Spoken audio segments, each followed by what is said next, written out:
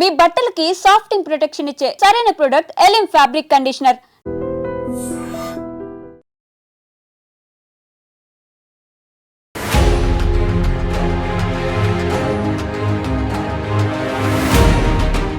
మితిమీరిన అభిమానం అపకీర్తి పాలైంది.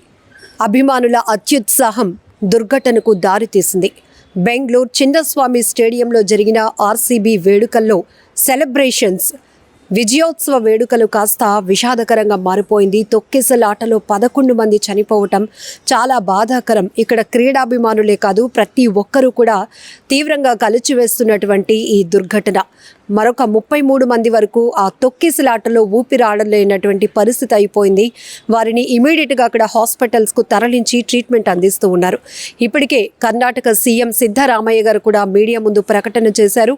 ఆ స్టేడియం కెపాసిటీ 30,000 అయితే 3 లక్షలకు పైగా అభిమానులు పెద్ద ఎత్తున అంచనాలకు మించి తరలి రావటంతో ఒక్కసారిగా వాళ్ళు గేట్లు తోసుకుంటూ బారికేడ్లు తోసుకుంటూ దూసుకు వెళ్లటంతో జరిగిన తొక్కిసలాటలో ఇంతవరకు 11 మంది చనిపోయినటువంటి ఘటన. మొదట 4 చనిపోయారు, ఆ తర్వాత మృతుల సంఖ్య 7కు పెరిగింది, ఆ తర్వాత 11 మంది చనిపోయినటువంటి తీవ్ర దుర్ఘటన ప్రతి ఒక్కరిని బాధిస్తోంది. ఇప్పటికే బెంగళూరు ఆర్సీబీ అఫీషియల్ ట్వీట్ కూడా చేసింది. దుర్ఘటన మాటలు రావటం లేదు, చాలా బాధాకరం అంటూ. అయితే అప్పటి వరకు జరిగిన విజయోత్సవం కాస్త విషాదంగా మారిపోయింది. ఆర్తనాదాలతో ఆ ప్రాంతం అంతా కూడా బెంబేలెత్తిపోయినటువంటి పరిస్థితి. మిగతా వాళ్ళు ఇక్కడ ఒక్కరికొకరు ఊపిరాడక చనిపోయినటువంటి పరిస్థితి. ఆ తొక్కిసలాట వల్ల ఫ్యాన్స్ అందరూ కూడా చెల్లా చెదిరైపోయినటువంటి పరిస్థితి. ఈవెన్ పోలీసులు కూడా చేతులు ఎత్తేసినటువంటి సంఘటన కూడా మనం చూడొచ్చు. ఎందుకంటే అసలు ఈ దుర్ఘటన వెనుక అసలు ఈ విషాదానికి కారణం ఎవరు అని విశ్లేషించుకుంటే అనేక కోణాలను చెప్పొచ్చు. ఎందుకంటే అక్కడ కెపాసిటీకి మించి ఇప్పటికే చిన్నస్వామి స్టేడియంకి సంబంధించి 21 గేట్స్ ఉంటే మొత్తం గేట్ నెంబర్ 12 వద్ద ఈ ఉద్రిక్త వాతావరణం చోటు చేసుకుంది. విధాన్ సౌధలో ఈ ఆర్సీబీ క్రికెట్ ప్లేయర్స్ అందరికీ కూడా ఫెలిస్ట్రేషన్ జరిగిన తర్వాత వాళ్ళు ఓపెన్ టాప్లో గేట్ నెంబర్ 12 వైపు వస్తున్నారు అని తెలియగానే ఒక్కసారిగా అక్కడ ఉద్రేకత నెలకొంది. అభిమానులు అత్యుత్సాహం, ఒక హైపర్ అని చెప్పాలి. ఎందుకంటే అవుట్ ఆఫ్ కంట్రోల్. మా అభిమానుల అభిమాన క్రీడాకారులు చూడాలి, ఈ సెలబ్రేషన్స్ మోడ్లో మేము కూడా పార్టిసిపేట్ చేయాలి అనేది ఆలోచన మంచిదే. కానీ అక్కడున్న పరిస్థితులు కూడా అంచనా వేయకుండా ఊహకందనటువంటి పరిస్థితులు అక్కడ నెలకొన్నటువంటి సిచ్యువేషన్ ఉంది. దీనివల్లే దుర్ఘటన జరిగి 11 మంది అక్కడ ప్రాణాలు కోల్పోయారు. క్రీడా స్ఫూర్తి అనేది ప్రతి ఒక్కరికి అవసరం. గెలుపు ఓటమి అనేది కూడా ప్రతి ఒక్కరు కూడా అంచనాలు వేసుకోవాల్సిందే. అయితే 18 ఏళ్ల నిరీక్షణ తర్వాత royal Challengers Bengaluru team RCB సాధించినటువంటి ఈ విజయోత్సవాన్ని ప్రతి ఒక్కరూ సెలబ్రేట్ చేసుకున్నారు.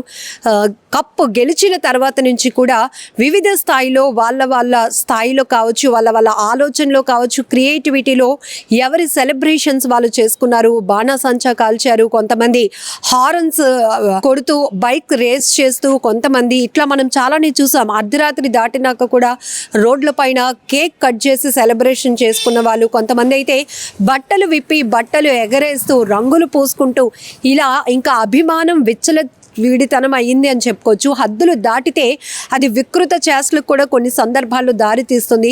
ఆ స్థాయిలో కూడా కొన్ని చోట్ల మనం సెలబ్రేషన్స్ చూసాం. కొంతమంది అయితే ఆ విజయానికి సంబంధించిన ఆ ఉద్రేకాన్ని కంట్రోల్ చేసుకోలేక కొన్ని వీడియోలు కూడా సోషల్ మీడియాలో చూసాం.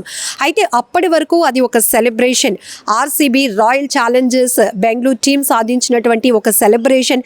క్రీడాభిమానులంతా కూడా దాన్ని సెలబ్రేట్ చేసుకున్నటువంటి సిచ్యువేషన్. కానీ ఆ నెక్స్ట్ డే ఏదైతే Karnataka cricket association Bengaluru RCB నిర్వహించినటువంటి ఈ విజయోత్సవ సంబరాలు కాస్త అక్కడ కంట్రోల్ తప్పాయి అని చెప్పొచ్చు. అభిమానులు కూడా చాలా కంట్రోల్ తప్పిన సందర్భం వల్లే ఇది జరిగింది.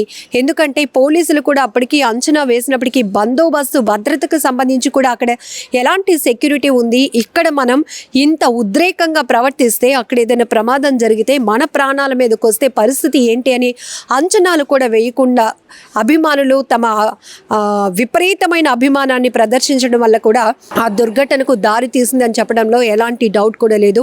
అయితే పెద్ద ఎత్తున దీనిపై అనేక విమర్శలు కూడా వస్తున్నాయి. ఇప్పటికే నిర్వాహకుల వైఫల్యమే ప్రమాదానికి ప్రధాన కారణం అనేది కూడా మనం చెప్పుకోవచ్చు. ఎందుకంటే ఇప్పుడు ఉన్నటువంటి సిచ్యువేషన్లో నార్మల్గానే ఆ రోజు పంజాబ్ కింగ్స్ కావచ్చు, ఆర్సీబీకి కావచ్చు, ఇద్దరి మధ్య పోటాపోటీగా హోరాహోరీగా జరిగినటువంటి మ్యాచ్ ఏదైతే ఉందో ప్రతి ఒక్కరూ నరాలు తెగే ఉత్కంఠతో ఎదురు చూశారు. ఎందుకంటే ఇక్కడ 2 టీమ్స్కి కూడా 18 years తర్వాత eagerly waiting, they are waiting.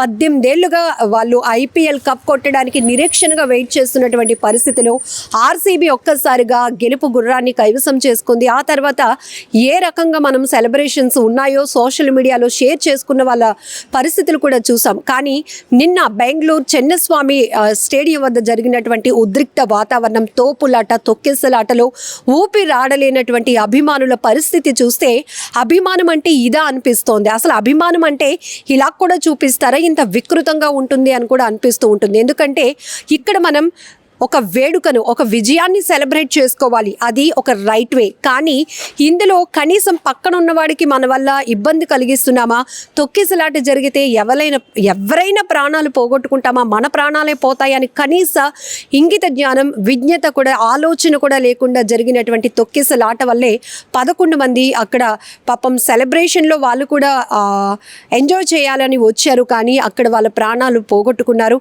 ఆ కుటుంబాలు తీవ్ర విషాదంగా మారాయి. ఎందుకంటే ఎంత చెప్పినా క్రికెట్ అనేటప్పటికీ ఒక ఎమోషన్. సో ఇక్కడ భద్రత కావచ్చు, లేకపోతే అక్కడికి వెళితే మన పరిస్థితి ఏంటి, లేకపోతే మన సెలబ్రేషన్ ఏ స్థాయిలో ఉంటుంది, ఇవన్నిటినీ కూడా ఒక ఎమోషన్ అనేది ఓవర్కమ్ చేయడం వల్లే ఈ తొక్కిసలాట, ఉద్రిక్త పరిస్థితి నెలకొని 11 మంది చనిపోయారు. ఇప్పటికి ఇంకా 33 మంది వరకు హాస్పిటల్లో ట్రీట్మెంట్లో ఉన్నారు. కర్ణాటక సీఎం కూడా ఒక ఆవేదన వ్యక్తం చేశారు. కెపాసిటీకి మించి, అంచనాలకు మించి, ఊహలకు మించి అక్కడ పెద్ద ఎత్తున అభిమానులు తరలి రావటమే కాదు, ఒక్కసారిగా గేట్స్ ఓపెన్ చేసే టైం కూడా ఇవ్వకుండా పోలీసులు కంట్రోల్ చేస్తున్నా అక్కడ కంట్రోల్ అవ్వకుండా అవుట్ ఆఫ్ కంట్రోల్లో ఒక్కసారిగా అభిమానులు దూసుకొని రావటం, బారికేడ్లు తోసేశారు. అక్కడ చాలామంది అమ్మాయిలు బట్టలు కూడా చిరిగిపోయినటువంటి పరిస్థితి. ఇందులో అభిమానం పేరుతో కొంతమంది అసభ్యంగా ప్రవర్తించినటువంటి పరిస్థితులు కూడా ఉన్నాయంటూ మరికొంతమంది నిన్న ఆర్సీబీ చిన్నస్వామి స్టేడియం వద్ద జరిగినటువంటి సిచ్యువేషన్కు సంబంధించి రకరకాలుగా వాళ్ళు ఎక్స్పీరియన్స్ చేసినటువంటి వాళ్ళ ఫీలింగ్స్ కావచ్చు, వాళ్ళు అనుభవించినటువంటి పరిస్థితులు కూడా ఇప్పుడు సోషల్ మీడియాలో పంచుకుంటున్నారు. సో చాలామంది ఇక్కడ క్రికెట్ అనేటప్పటికీ చిన్న పెద్ద వయసు సంబంధం లేదు, జెండర్ సంబంధం లేదు. చాలా వరకు క్రికెట్ అంటే ఒక పిచ్చి, అలాంటి పిచ్చి అభిమానంతో ఎంతోమంది సెలబ్రేషన్ని తీసుకుంటూ ఉంటారు, ఓన్ చేసుకుంటూ ఉంటారు. వాళ్ళ ఎవరైతే ఫేవరెట్ క్రికెటర్ ఉంటారో తన పెర్ఫార్మెన్స్ చేస్తూ ఉంటే ఇక్కడ ఇంట్లో టీవీ చూస్తూ కూడా కొంతమంది చిందులేసే పరిస్థితులు ఉంటాయి. అంటే ఆ స్థాయిలో క్రీడాభిమానం ఉంటుంది. కానీ ఇది అభిమానం హద్దులు దాటడం వల్ల విపరీతంగా ఇక్కడైతే ఒక దుర్ఘటనకు దారి తీస్తుందని చెప్పుకోవచ్చు. ఏదేమైనా కూడా ఈ దుర్ఘటన చాలా బాధాకరం. ఈ గేట్ 12 దగ్గర అయితే ఈ అభిమానులు తోసుకు వెళ్ళిపోతున్నారు.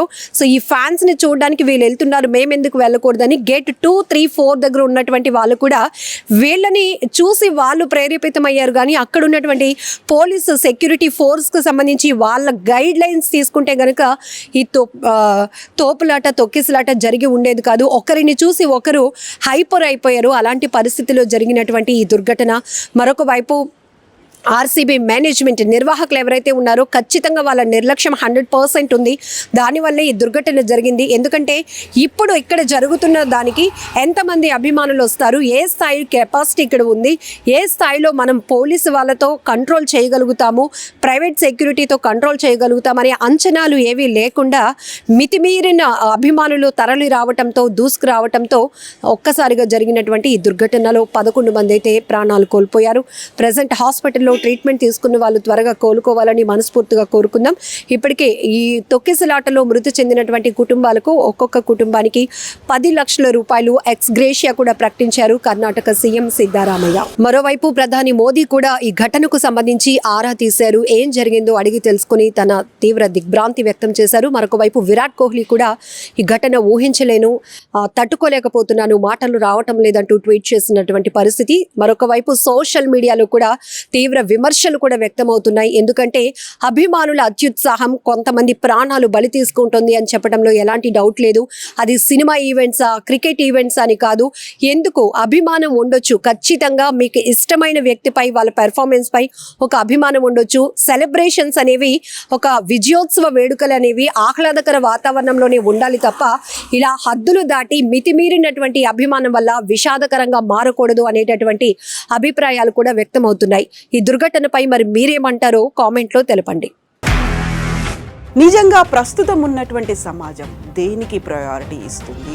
ఆర్థిక సంబంధాల చుట్టూ మాత్రమే తిరుగుతోంది. మళ్ళీ ఎన్నికలంగానే చాలా విరక్తి కలుగుతున్నాం. మంచి అనిపిస్తుంది కదా, లేడీస్ కూడా ఛాలెంజింగ్ జాబ్స్ చేసినప్పుడు చాలా బాగుంటది. ట్రాఫిక్ అసిస్టెంట్స్ గా నియమించిన ట్రాన్స్జెండర్స్ అందరితో సాల్యూట్ చేయించుకుంటున్నారు. ఫుడ్ డెలివరీ ఇవ్వటానికి వెళ్ళినటువంటి డెలివరీ బాయ్ అనిల్ పై కళ్ళ ముందు